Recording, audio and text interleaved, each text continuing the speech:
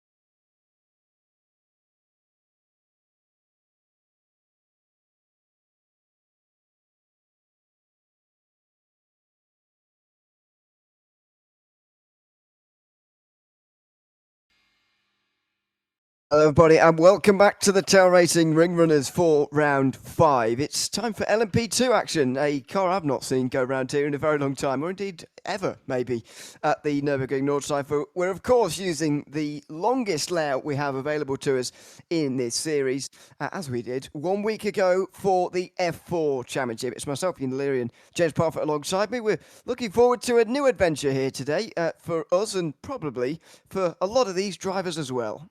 Yeah, I don't know. I can't actually think of a broadcast where I've taken an LMP2 round Nords, to be blatantly honest. So I'm looking forward to this. I think this could be an absolute banger. We're here with this car. It is one of, if not the best car in iRacing, the LMP2, and everybody said it. So I'm hoping we'll get a classic here, to be honest with you. I think it's going to be a good one. Yeah, let's see. As the drivers make their way around in qualifying at the moment, we'll have a look at the championship standings before we get to that, because we've had 4 very exciting rounds and it's very close at the top of the standings. Less so in AM. It's 18 points between Dan Kosick and Scott Sadler. Kosick's had a really great season so far. Hasn't really had a bad round, and so has got 18 points over Sadler. Chase Petterjohn is in 3rd place, just 1 point ahead of Dylan Hesselink, with Tim Warchout running up the top 5. Pat Mesh is just 1 point outside of that, with Alexander Bettas a couple of points ahead of Jamie Bender. That's 7th and 8th. AJ Condon and Anthony Serino round out the top 10, with Anthony Solomon rounding out the 11 drivers who've taken part in a race so far. In Pro, we've had 9 take part so far, and it's extremely close at the top. Corey Sass and Evan Crowder are tied on points. Rick Putnam is only 6 points further back. Dave Mull only 14 back from the championship lead. So that's 4 within the same margin that Dan Kosick is leading by in AM. It is Dean Diltz who rounds out the top 5, with Jason Hightower in 6th position. And then as we move forward from the qualifying session, Dave Hernandez, Matt Green and Ray Teo rounding out the 9 drivers who've been in the Pro standings so far. So as we go forward towards the race, we'll have a look in a few minutes' time at the starting grid as well. These guys have just had 1 lap, of course, to get themselves ready for the race and get themselves qualified. And it was Rick Putnam who was quickest. He's on a real run of form at the moment, is Putnam, on the podium and in the top 2 in the last 3 weeks in a row. Curry Stas is alongside him, with Evan Crowbard in 3rd place. Those 2 tied in the championship, 2nd and 3rd, inseparable in this race so far as well. Dean Diltz is 4th ahead of Dave Mull and Matt Green. They're sharing row 3. Chase Petterjohn and Dan Kosick are the first 2 in AM, and they are sharing row 4 ahead of Dave Hernandez and Scott Sadler. Jason Hightower and Tim Warchow are on row 6. Those 2 didn't qualify. Neither did Alexander Bettas, Anthony Solomon, Jamie Bender, Dylan Hessling or Jim Cunningham in the race today. So we're pretty much ready to go. The drivers are getting themselves gridded up on the judging hut. There they are. And we'll be down in towards turn 1 before we know it. It's a very big grid as well here. 17 cars on the field here today. I think that could be our highest grid of the season. We had 16 for the GT4s, 15 for the Audi GTO. We had 17, though, for the FF1600, so it's just tied most. But good to have the most we've had since week 1 here in such an unusual combination. Yeah, but it's a loved car. Come on, everybody loves the LMP2. It is an amazing car to drive, and I think everybody should have it on their calendar. I really do. I think they should do it. Put it on there. Do an LMP2 league or something. They need to do something. This car is amazing, and I'm hoping I will have one little bit of tidbit first. Is we're topping out at around about 180 miles an hour solo on the Dottinger. Okay, so we'll have to see what we can get in the draft. Yeah, it's going to be very fast indeed. I must admit to not having ever driven this car. So what is it like to drive, and why is it so popular with so many drivers? Because, as I say, we've got so many here for an unusual combination, willing to drive it on the Nordschleife. It handles amazing. It sticks to the track. It is quite robust, so it doesn't necessarily go and break straight away, like, I don't know, the SR10, SR8, whatever other open wheeler. And it just feels great. There are some cars that you can get in and steer, and you've got nothing. This, you point it, and it just goes where you want it to. It is just incredible, and you feel like, I don't know, you feel like a master. You feel like a speed demon in it. It's great. Get out there, Mr. O'Leary. Get out there and get it and set it out. It is just an amazing car. And through here, dude, after this, I'm off driving one of them round here because I think this is going to be a banger. It does look like, you know, you get see some of those cars sometimes, they look like a nightmare, but this car does look like a nice car to drive. I must admit, having, I'd say, never driven it myself, but it does look nice to drive. From the onboards that, of course, we're going to get a little bit of throughout today's race as well. Let's see how they race, though, and how they get on over the course of 4 laps, of course, 7.5-minute laps, so it's not going to be a very long one here tonight, unfortunately, but it's going to be fast and furious, that is for sure.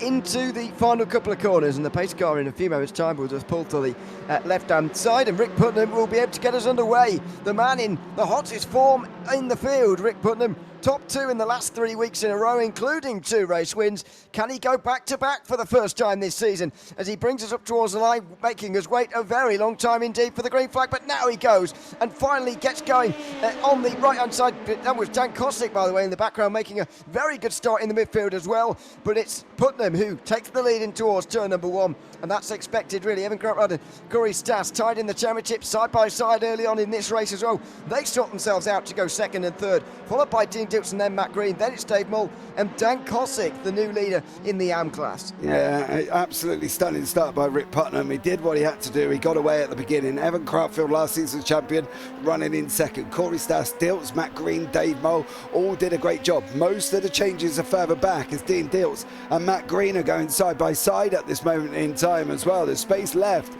It looks like we've got that job done. From Dean Diltz and through he goes up into 4th. It is going to be fast, frantic, and most of the overtakes are further back here in this little mid-pack. Yeah, Chase Pedron's gotten into the lead ahead of Dan Kosick in the AM class, and behind it's all going on as Dave Hernandez tries to find his way through on these guys. He's side by side with Kosick now on the way towards the Schumacher S. He's round the outside here, that's brave. And he's got it done. Kosick just had to lift off, and now Jason Hightower is going to have a bit of speed on the way towards the left-hander. He is going to sort of use it. He's given quite a lot of room by Kosick there, who simply wants to avoid an accident, I think. Hightower around the outside through the right-hander should get the position as a result. Just behind, Betash and Sadler go side by side as well. Alexander Betash wins that battle ahead of Scott Sadler. So it's all going on here, as you said at the beginning of this race. It is going to be about the midfield early on, and it certainly is, as Rick Putnam has driven away from the field. This is remarkable. 1.7 seconds on the first lap of the Grand Prix circuit alone. Yeah, watch this. Watch this. You're going to be on the brakes just by the graffiti start, main part there, down into 3rd, get it hooked in. You could just put the power on and you know it's going to hold. It's like it's got super glue on the tyres, you know. There is a saying, but I can't say it on the broadcast, but it involves a shovel and a certain part of a human, and they just stick, and it is just unbelievable. This car is amazing. Watch, listen. It's absolutely fantastic to ride on board and drive it. Look at this, 180 miles an hour down here as well, by the way. really, really quick. It's not slow speed stuff by any means. Over the top, they do get a little bit loose over the rise there as the cars get light, and you can brake impossibly late for Arenberg. That's very impressive indeed, braking so late. Now down in towards Arenberg for a couple of pro drivers. This is for 7th in class between Hightower and Hernandez, and couldn't quite get it done, but it's such a difference to some of the other cars. Normally you're going through Swedencourt, it's getting light, and then you're smashing on the brakes for Arenberg, hoping that you get stopped in time, but in these cars there's just no concern at all about getting stopped in time. You just know that it will stop. It's an epiphany of a race car. If this is how this LMP2 drives in real life, and God, strike me down if it isn't, because I hope it is, it just drives like it should do. It's not twitchy. It doesn't feel like it's going to kill you. It's not a Porsche GT3 or it's not a V8 supercar. When you put the power down, it feels like you're just going to do pirouettes. You can apply it and know what it's going to do for you. You know it's going to be handling for you. You know it will stick for you. You can throw it in. You can hurtle around it. You know that you can brake late just coming up to the side. And there we go. On we go. Through the gears we go. Down into second. Don't really, if you can help it, want to go lower than that. Now they're going to throw it down again. And it just does what you want it to do. It is such an amazing car. And literally, anybody who hasn't driven it, go and drive it. You can watch now, it's going to get the run out. Now they're going to try and go alongside. It's quite a wide one, so this could be interesting to see if they can get this alongside each other at this moment in time on a very tight par. Look up the inside, late on the brakes, doesn't make it through for Hightower. But I tell you what, that is probably its only downfall. On tight circuits, it's very, very difficult to get side by side. It is indeed. That is a common problem with prototypes, really, that they are a bit wide. There are no more prototypes this season, really, unless you're going to count the Radical SR8. Is that a prototype? Maybe. But anyway, feeder for this. You would go open wheelers, SR8, SR10, then this. That's the feeder for it, because you need to get used to the grip that they provide. Or GT or LMP3 and then this, but yeah, I'll take your point. Yeah, you skip that. That's a B car. Skip that. Go SR10 LMP2. Trust me, that's your best bit. Miss the LMP3. It's just a bit meh. Okay, fine. We've got it from you. LMP3 in next season's calendar. It will turn up. That's what Dave would do to me as well. He'd be like, "This one's for you, James. Here's the LMP3." I'm like, Dave, what are you doing? Here goes Dave Hernandez looking up the inside of Horact here on Chase Pettejohn, who still leads, by the way, in the AM class by a good 3 seconds ahead of Dan Kosick, who will be gaining as a result of this. Kosick hasn't won every week, of course. In fact, didn't win last week, but won the first 3 weeks as far as the AM class is concerned. He did the wall. And Pettejohn has dropped down the field, and Kosick's immediately going to be back in the lead. And there's suspension damage for Chase Pettejohn. That is going to be a very short-lived stint in the lead for Chase Pettejohn. Oh, he broke it. And the only way you can break it is by hitting it hard. And he was coming through the no-lift section as well. The very fast right, left, right. And he was flying through there. And he then just went off and he broke it. Chase, the car that is almost inconceivable that he must have hit that at such high speed. Because I tell you what, it's not easy to break. No. We will see that incident again, by the way, at the end of the race, as always. Dylan Hesselink and Anthony Solomon have also crashed, by the way.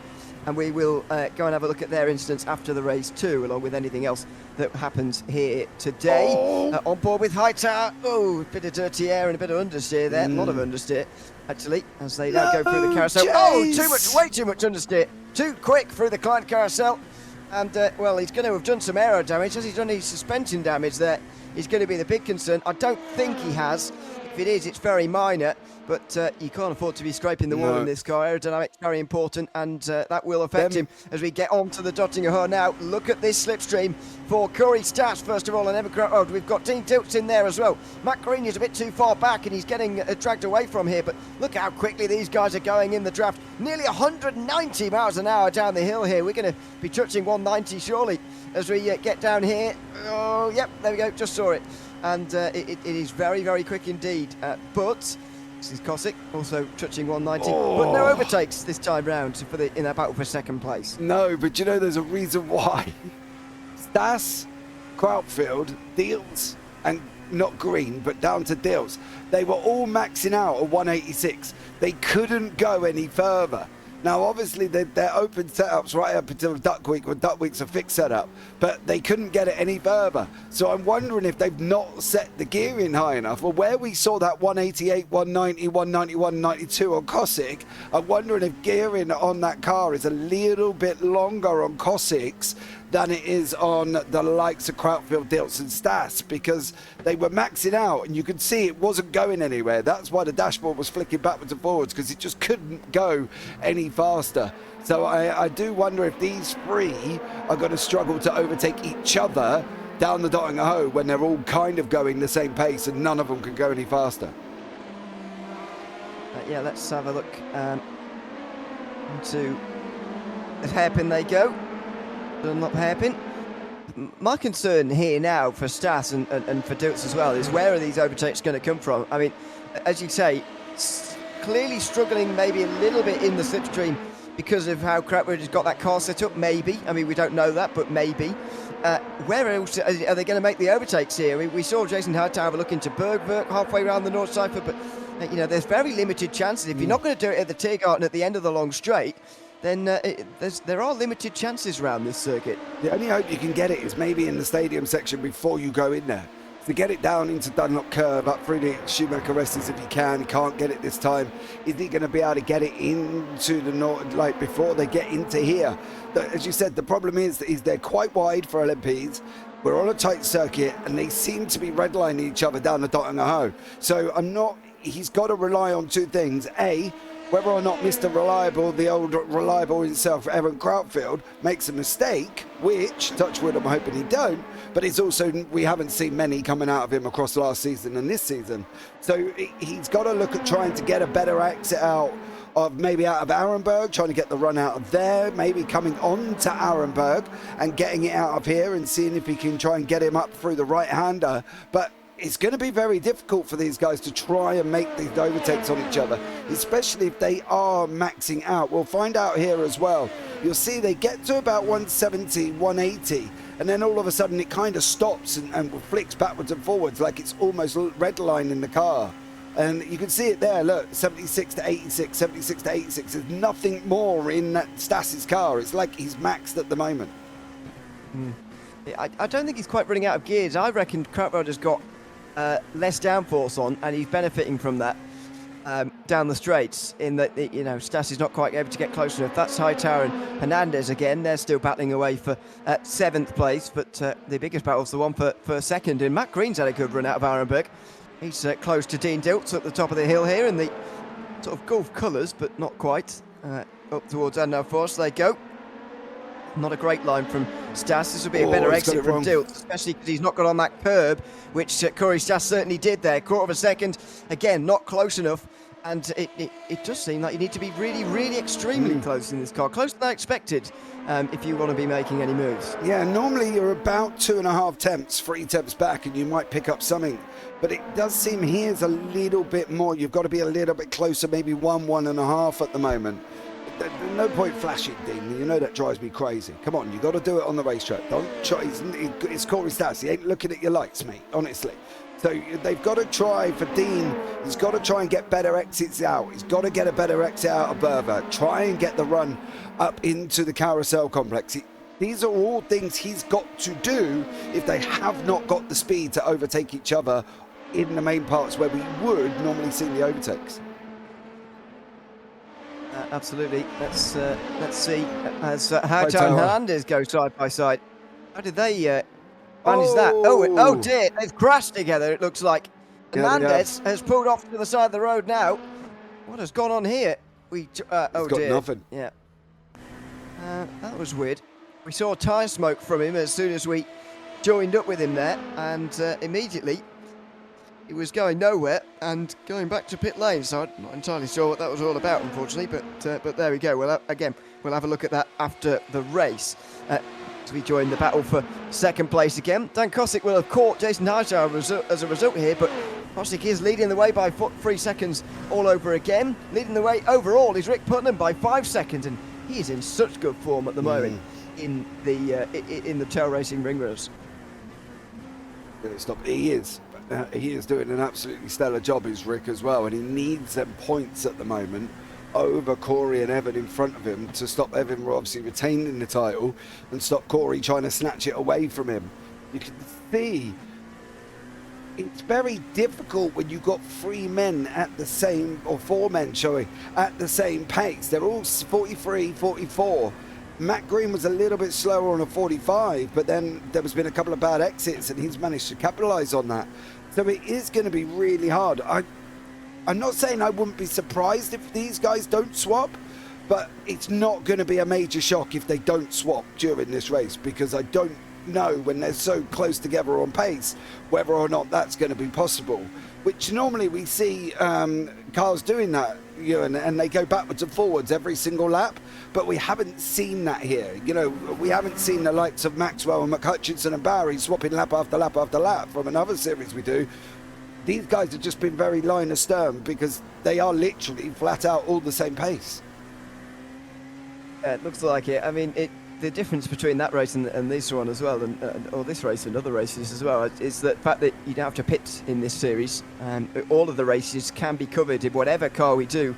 I believe, anyway, all of them can be covered in one tank of fuel, as Jason Howtower's gone off, I'm afraid, on the way just after Brunson, and he's dropping down the field now as a result as well. But on board we go with Corey Stas. He is closer, I think, this lap than he was last, but he's just made an error there, clipping the curb just at Schrabentrans, and now he's in the Klein Carousel, needing a good exit. He's not really got it, I'm afraid, and Kruttard is going to be away and, laughing, to be honest, through turn, or through Gowencop they go, through turn 130, whatever it probably is, and out onto the Jottingham they go. Dean Diltz not really gaining here.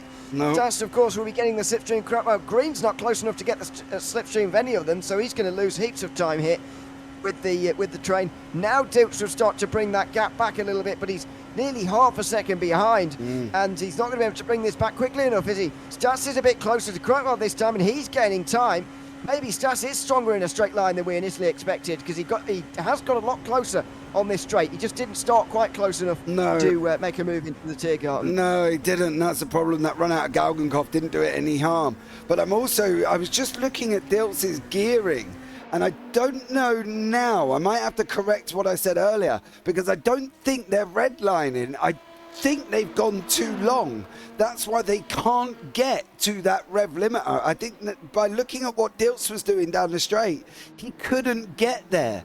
And I don't know if it's too long of a gearing in that 6th gear, which has then caused his problem. He's compensated for the dotting a hoe, and rightly you should do. It's 1,700 metres long. It's about 2.5 miles or whatever it was we looked into. But I think he may have gone too long now. I was just seeing, because normally you get the blue and then you get the max on the blue, and we weren't hitting the blue until we got down into Tiergarten and that run down into there. So I do wonder if they're too long now rather than being the too short that I thought they were. It's hard to get the balance right. It is, because you're trying to balance the sharpness and the quickness of the turns to the long run of dotting a hoe, and that's where you're expecting most of your overtakes. So you're planning almost well ahead for the dotting a hoe, but you just can't get the balance with the fact that you've got the 170 other free corners on the racetrack. The combined and Nords, it's 175 corners, believe it or not, and it's trying to balance whether or not you need the grip, the short gearing to get you snappy through the corners, or whether or not you're going to go long. And it looks possibly like these 3 have gone long, and that's why we just couldn't get close enough. It's difficult to tell. I think some of this, or maybe a lot of this, is down to the amount of downforce that the drivers got on as well in the field.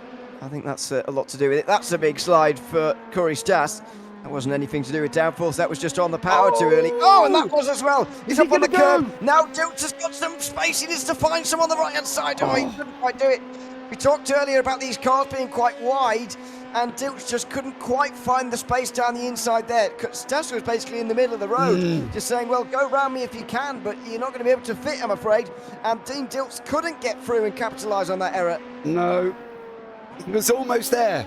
We were literally on the nose of him at that moment in time. We were almost alongside to make Stas move, but we just couldn't quite get there. Stas just put the car in the middle and was like, oh, well, boys, you ain't going through. And unfortunately for Dilts, he just didn't quite get there quick enough. He was so close, so close. Cossack's off the side of the circuit. Oh, he is as well. Dear, oh dear. This is the championship leader and the race leader as well in the AM class. Getting spun back round again and steady on. He's okay. He's okay. It's whether he's done any damage or not, which is the problem. There's Jason Hightower back into the top 10. Has he done any damage there will be the big concern. And it's a big concern in the championship as well for Cossack, because his closest rivals are now ahead of him. His closest rival, Scott Sadler, is now ahead of them in the race by a couple of positions as we go back on board with Dean Dilts looking for third place. Oh, he's climbing all over the back of him. He is swamping Stas at this moment in time. And what's worse is there's a couple of places there as well that he was looking a lot quicker coming up into Annau Forest. He was looking so much faster and he just couldn't quite get through quick enough. Let it roll. With this car, you need two things. A, you need to let it make sure it's rolling. And B, you need to kind of, if you're going to change down, stay in that mid-gear range. You need to keep the revs up almost. You can't let this car roll down to, say, a small amount of revs at the beginning of the gearing, because then you can't get on the power. It doesn't go quick enough. It's almost then becomes GT3-esque out the corner where they'll match the same pace. You need to keep it quite high in the rev range to get this car moving. But once you got it moving, oh boy, is it fun. It's like being pushed on a sled down a steep hill with a big pile of snow. I have noticed actually at sort of slower speed, a lot of understeer out of this car actually, or at least it did there for Dean Dilts a moment ago. Let's have a look into Bergwerk here. Second gear, he's got that one slowed down quite nicely actually, and there wasn't too much understeer at all. But especially in some of these slower speed corners, I've noticed a bit of understeer, which could be a problem. But especially at higher speed and medium speed, this car does look fantastic. The downforce that it can produce is wonderful, but it especially around a circuit like this, it's about finding that balance between enjoying the downforce through the many corners of this circuit, but also needing the straight line speed as well. And look at this, there's so little straight line speed up the hill here for Dean Dilts. He's actually not even grabbed sixth gear on the way up towards the Muck curve. I will tell you now, you don't. You don't grab sixth in the SR8, you don't grab sixth in the SR10, you don't grab sixth in fifth. Partly due to the fact that when you start going up the hill, your gearing goes completely out the window. You're high up in fifth, but you're too low in sixth. So you need to stay in fifth to go all the way up the hill. As I said, you don't in the SR8, you don't in the SR10. You're pretty much sure, if I'm positive on that one, unless you're under draft, you don't in the GT3 either, because you need that high gear range, that high rev range to get you up the hill the other side. So I wasn't surprised that he was sat in fifth, because he just wouldn't have been able to get there, unfortunately. And if he did, you would have seen the speedometer on the right-hand side go down rather than going back up.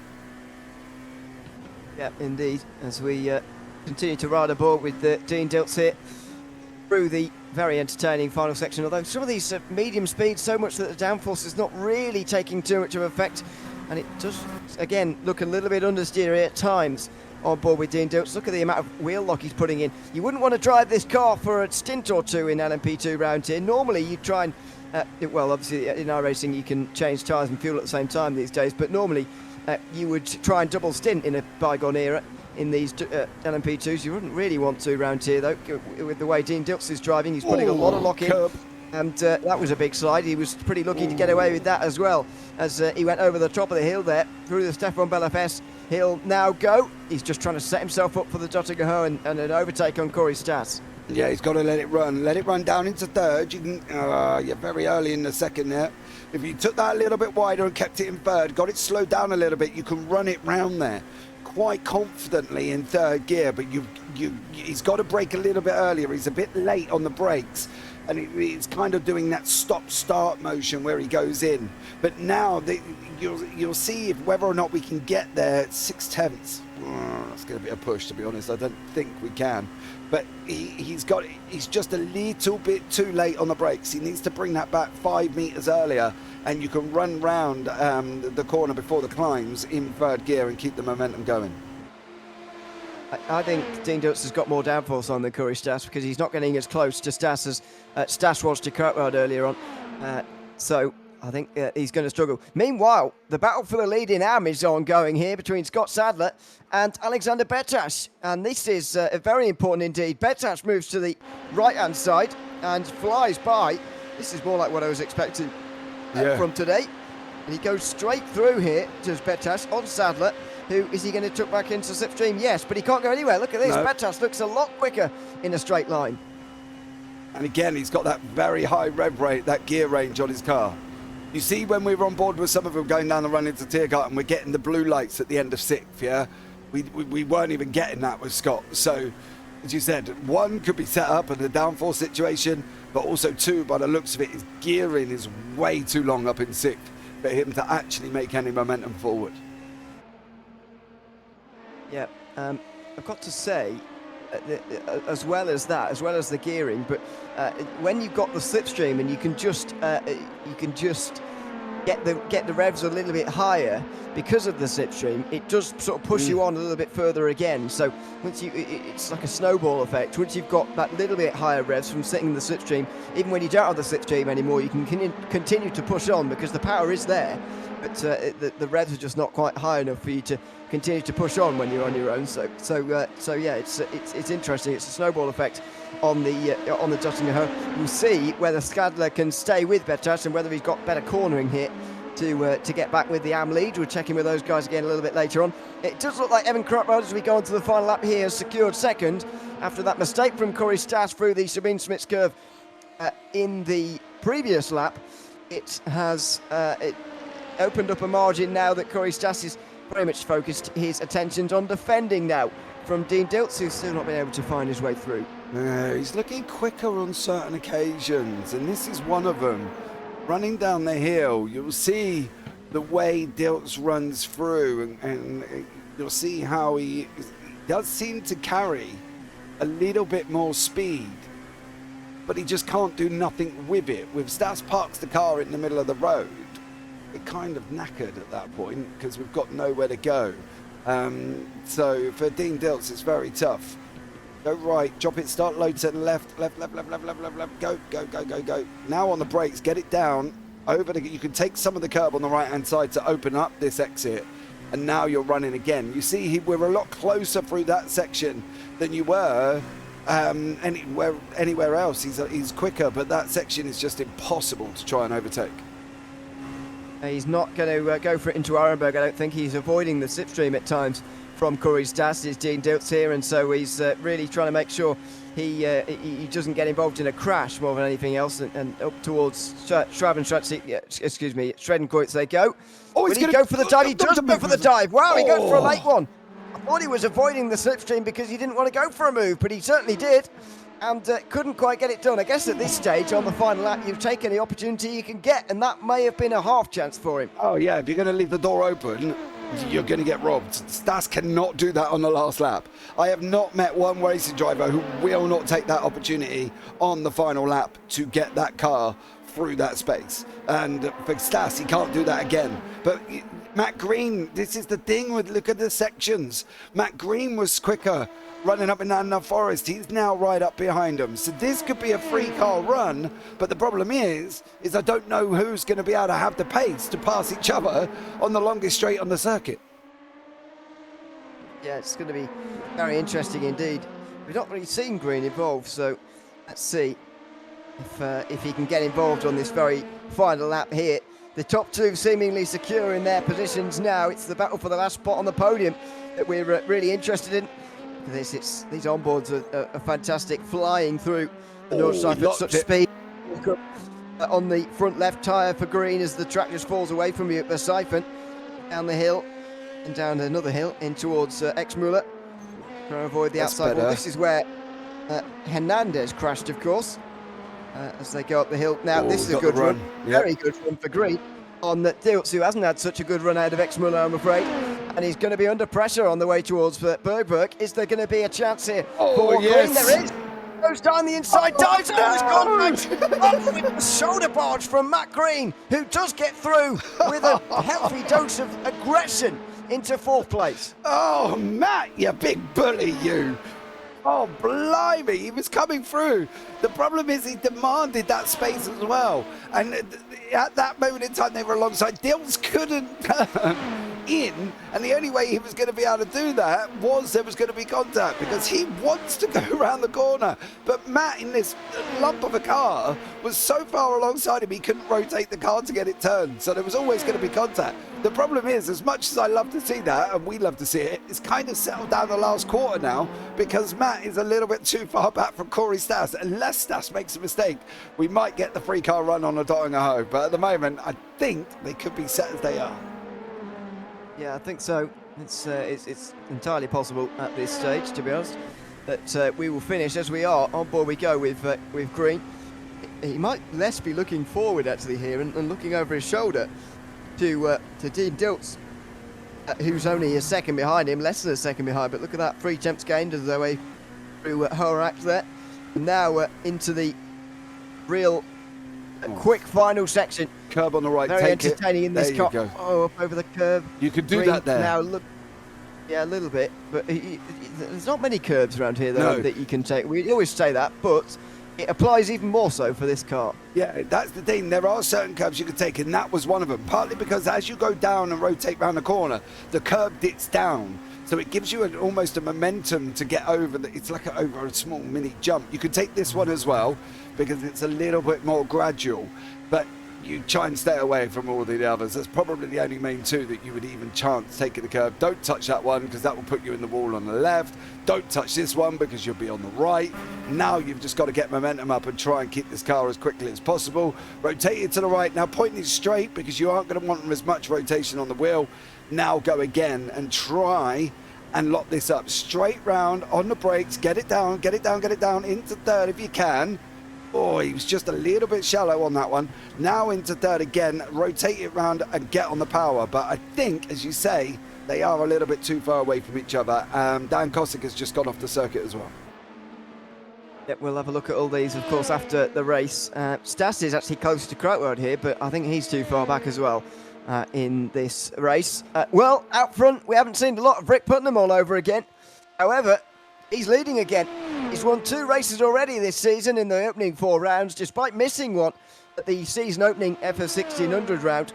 However, in the Audi 90 GTO and the F4 car, he was victorious. And for the first time, we're going to have a back-to-back winner in the Tvail Racing Ring Runners for season 4 of 2024. It's going to be Rick Putnam, who wins here in the LMP2 for the 2nd week in a row. He's on top, and wow, what a season he's having so far through the opening 5 rounds. Krautwald hangs on ahead of Corey Stats for the remaining podium places, ahead of Green, Dilts and Mull. Then, a little bit further behind, it's going to be Alexander Pettas in the AM class, who looks like he's on his way to take a victory.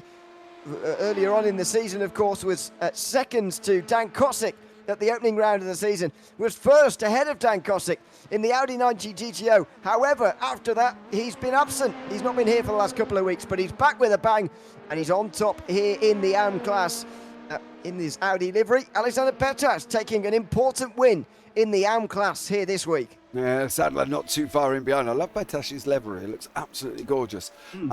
This is the livery of the car that you stay away from if you see it in an officials. The student driver, famous livery that you can get for pretty much every single car possible from Tim Watchow sporting. I do love the yellow, however, on that one. Dan Kosick, the AM Championship leader, is going to be brought in very close by Sadler. Chase Pettijohn, probably going to rue the day that he made a mistake. Out in front leading the AMs, he was quite comfortable, and then just one mistake and he broke the car, so that's never good. Bender is there at this moment in time. We'll have a look back at that one as well. Some of these guys are quite far round. In fact, for Jamie Bender, it's about another 7 minutes, because we're right at the beginning of the lap here. He must have just not got lapped almost there as well. It's 11, 12, 13 and 40. You can see from the track map in the right hand side, they're quite far back from each other here as well, and it should be Chase Pettijohn be the first one over the line. Yep, and we'll go and admire Jamie Pender's livery again in a moment. Because it is a very nice one. While we're doing that, though, we just want to chat a little bit more about the AMs, because we didn't talk about them too much so far. While they come across the line, we'll talk about those at the top of the standings. So Dan Kosick has his first, can we call it a bad race?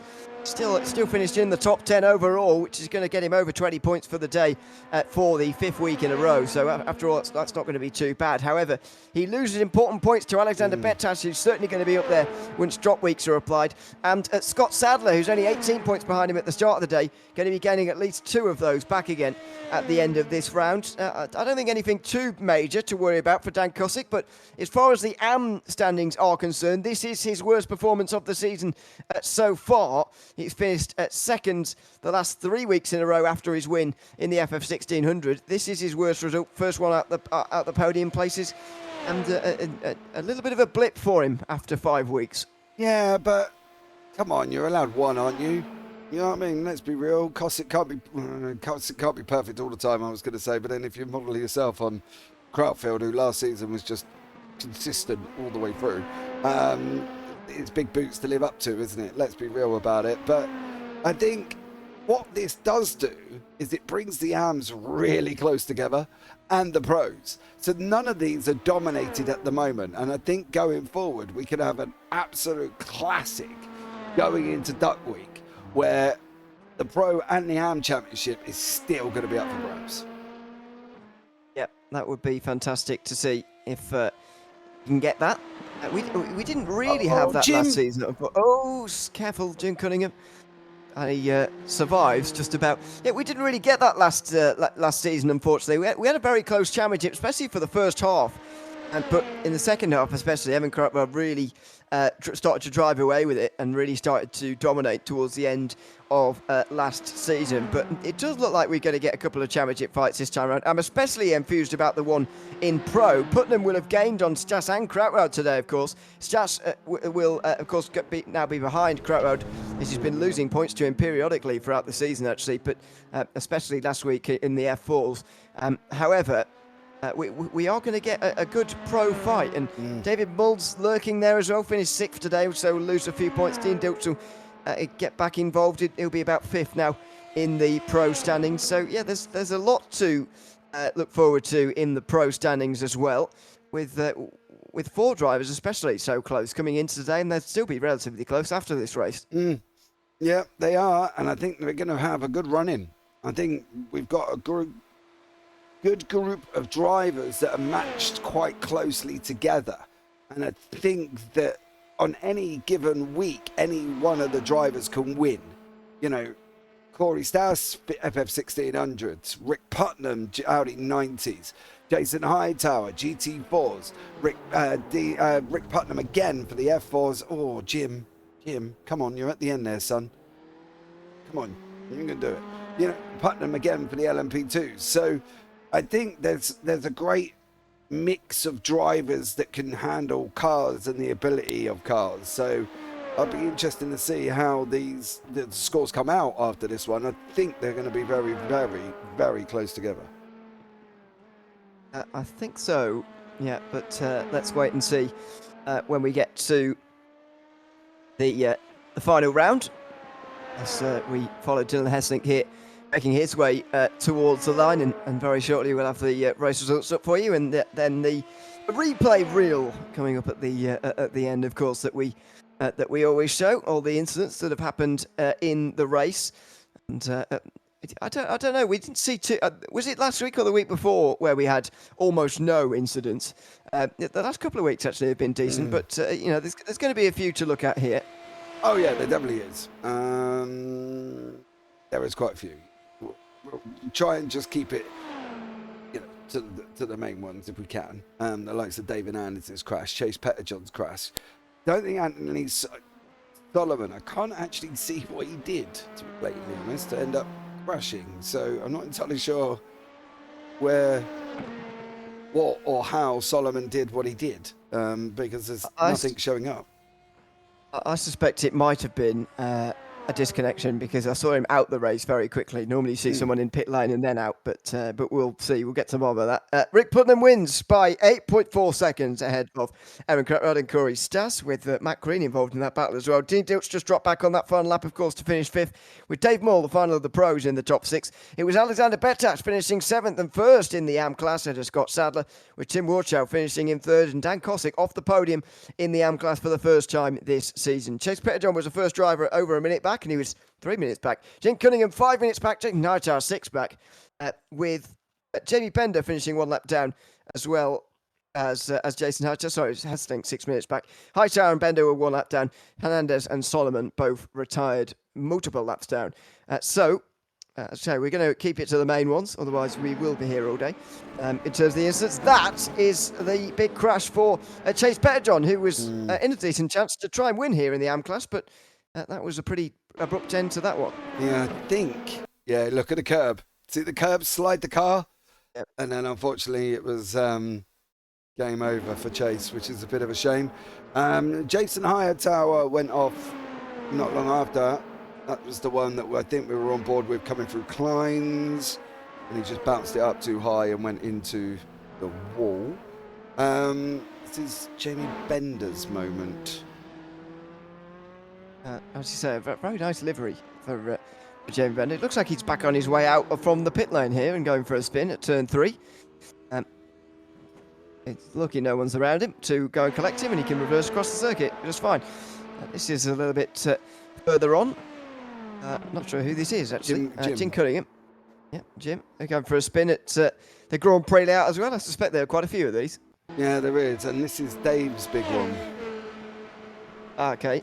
So, just how... well, is it his big one, or is this the first one? It's the first one. First one. Oh dear. Oh, my goodness. That's got to be against some sort of rule. Across he goes and now forced. I've not seen that for a while. That was a good way of holding on to your position, but maybe slightly illegal. Yeah. That wasn't where his race ended, though. It was side by side down in towards Exmuller with Hightower, I think it was. And he's on the inside. Oh, he scared himself. He did, yeah. A little bit. Unless there was netcode. Let's see if there's... Might have been. Did that damage that car then? Because he snapped left quite quick. Yeah, let's have a look. This will tell all here from the onboard. Watch for this. Smack. Yeah, there's definite contact Oh my there. God. I don't think that's... I think that's him turning himself into the wall. I don't think that's... all damage. I think his car's a little bit damaged, but it's still relatively okay, but he's decided to retire from there. Oh, that's a shame. That looked quite a nice little battle as well. Hightower, of course, didn't continue on for the remainder of the race without problems. He got into his own trouble later on, just before or after Brunchen, where he smacked into the wall, and I think he re-emerged from this. However, he would eventually retire from the race. Drove it into the wall. Drove it into the wall. Oh, there you go. That was quite close as he gets back going again. This is Dan Kosick. This is how he lost the lead. So 2 AM leaders lost the lead through individual errors, and this one, thankfully for Kosick, didn't result in too much damage, but that was the incident at the Hats and Back that cost him a podium. Yeah. So easily done, though, as well. This is Chase's next one. This is going down into turn 1, I believe. Get up beyond that. I've got a funny feeling he's just going to rotate the back end. He is, yeah. Just didn't let... At that moment in time, he kind of just should have let the car roll. The car would have... The natural downforce would have allowed the car to rotate around the corner. So, just saying on that one. And this is on just before the white flag on lap 3. Oh, dear. Jamie Bender, that's why he finished a lap down. Such a basic front end, isn't it? It is, yeah. There's nothing in that front bumper. No. That front clip, but bodywork and aerodynamics. Other than that, there's nothing. Here's Jason Hightower. This is the one that eventually saw him off in the race. He was still going after the incident we previously saw, but oh no, this didn't see him off. He just continued. He did a bit of a Dave Hernandez, and he'd clearly been taking tips because it was Hightower who was right behind Hernandez earlier on. Yeah, that's... I was trying to see if there was anything that It's not going to do that car any good. Violent? Yeah. No, it's not. It's broke as well. Look, it's right hand down. I think it might have been broken before, but yeah, it's even worse now. it doesn't help. No, definitely not. Bouncing over those curves, that's for sure. But anyway, Hightower got to the end, although it's a pretty lowly position. Didn't realise Kostic had another spin. Maybe No, it's he just an just off-track dragged it moment. up Oh, the it wall. is! Yeah. Oh dear. It wants to be careful because that normally will end up sucking you into the left-hand side. So he survived quite well there, but this is Bender's other moment. Oh, so easily done. Oh no. Struggling to get back up to speed Yeah. and go for a spin. This Chase had another off track. Now I'm wondering again if he might have just run it in a little bit long. Yeah, he did. The problem is they look really innocuous, but if you go and hit the wall, it could damage the car. That's the problem. They look fine, but you've seen the jumps that they have. You know, Hernandez has nearly put the car up in the air. So it's a very difficult situation for that. And then Jamie, unfortunately, on the final lap, this is what put him out this time. So we weren't watching it at the time, but no, we were going through the order as they were coming over the line. So he was next on my list, and then unfortunately, that was it. But that was it. That was the highlight reel. Absolutely. So that's it for LMP2's here at the Tower Racing Ring Runners as well. A decent race, but the problems with this car being slightly wide and this car being slightly not wide was definitely a factor in that. But a decent race nevertheless. Some close finishes, some good battles, and another Rick Putnam win. Yeah, another one. What have we got next week? It is you got next week, tomorrow. Well, yeah. Well, anyway, it's actually tonight. Later tonight, indeed. We'll do it tomorrow. Mini stocks at the North. So we've gone from the longest layout to the shortest one. I don't even really know what a mini stock is. It's a very small beginner's NASCAR, should we say? Okay. I'm pretty sure that's what it is. Unless, of course, I've just got that all wrong. Hold on. I'm pretty sure it is. Unless they're going to run... Right, hold on. Yeah, it is. I thought it was. It's a small NASCAR almost. Right. So for these guys it'll be driving, for you, it looks like that. Okay. Yeah. So that's that one. So yeah, looking forward to that. That will be tonight, actually, for us to go out and do it tomorrow. We're a bit late because I had a hard drive issue. In fact, I didn't actually have a hard drive. So, well, yeah. Can't check his hard drive. He doesn't have one. No, I didn't have one at the time. So I had unfortunately technical issues for us to be able to get this out. But we've got it out as quickly as we can. And to be honest with you, I really like that. And to be honest, I'm almost going to jump off here now and go and take an LMP2 round North to see what I can do. We'll report back tomorrow after. Yeah, I think go, James. Well. Yeah. Exactly. Of course, the hour-long practice session will open up later tonight for those of you watching this live as it comes out on the Wednesday. Live tonight at 8 Eastern Time. That is 1 a.m. UK time for those of you on this side of the Atlantic. Not that there are many of you, but anyway, yes, make sure you go and join, and we'll watch your progress tomorrow here from the Tower Racing Ring Runners. For now, though, from myself, Ian Lear and James Parfitt, we'll see you again tomorrow for the mini stocks as we get to the halfway point of Season 4 in 2024. Goodbye for now.